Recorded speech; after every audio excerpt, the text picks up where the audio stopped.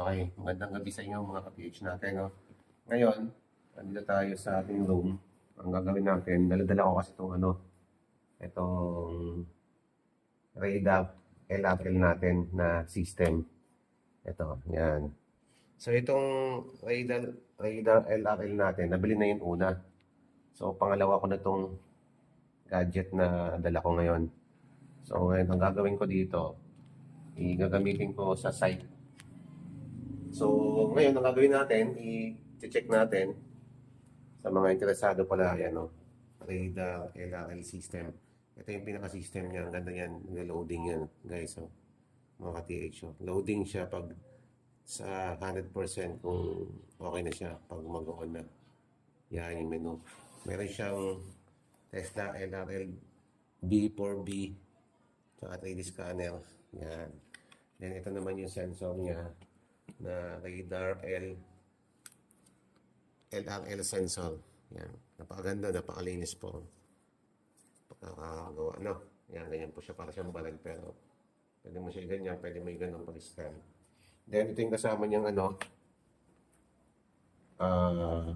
PC na tablet. Saan ba yun? Yan, PC na tablet. So, ganyan po siya. Touchscreen siya, no? So, ito yung pinaka-system ng radar natin na 3-in-1. 3-in-1 to guys, ha? 3-in-1. Ibig sabihin, pwede locator tsaka metal detector. Try natin. Tapos, sabay, okay. So, connected na yan. Ayan. So, connected na siya. So, try natin dito. Dito naman tayo. So, may menu, 3D scanner. Okay, sabay live tayo, live scanning. Okay. So, ang gandaan lang dito, kapag nakakapag siya, searching, may lumalabas na void, metal.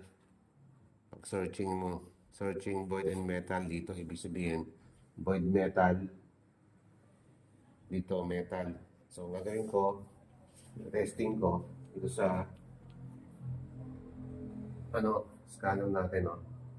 Ayan, ayan, yung lumalabas.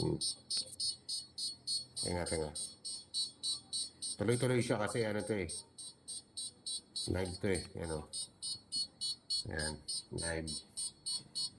Ayan siya. Di ba, ang ganda? So, pag na ganyan, patayin mo lang.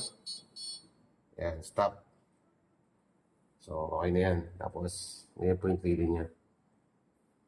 Ayan.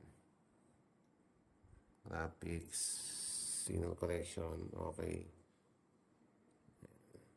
Yes. Collect all values, yan.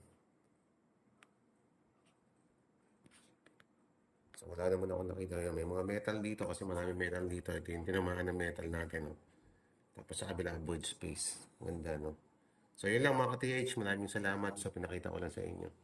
So, yun lang. Maraming salamat. At sa mga gusto mag-avail nito. So, tingin nyo lang ako or text nyo ako sa number ko, sa 091-763-554-0561. Ilagay ko dyan sa taas number. Maraming salamat. Peace out. Good night.